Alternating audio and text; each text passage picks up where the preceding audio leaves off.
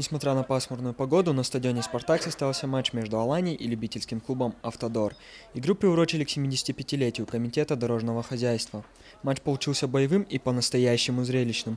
После первого тайма «Автодор» вел со счетом 2-0, однако после перерыва хозяева подсобрались и сумели отквитать 2 мяча. Правда, и гости свой шанс реализовали. Итог встречи 3-2 в пользу дорожников. Алании по-прежнему есть о чем подумать. В команду «Автодор» снова вдохнули жизнь. По словам заместителя председателя Комитета дорожного хозяйства Игоря Дзампаева, команда может вернуться в профессиональную футбольную лигу, если удастся найти спонсоров. Основная наша задача – это достижение максимальной безопасности, комфорта и удобства по передвижению по нашим автомагистралям.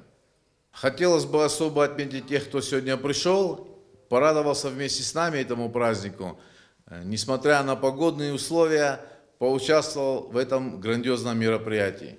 В перерыве между матчами для болельщиков устроили розыгрыш призов. Претенденты на победу с завязанными глазами должны были попасть по мячу. Самые меткие получили телефоны и планшеты. Особый приз вручили одному из самых преданных болельщиков Алании Таймуразу Хадаеву, который приходит на все матчи красно-желтых. Феликс Макеев, Алан Гасанов, Осетия ТВ.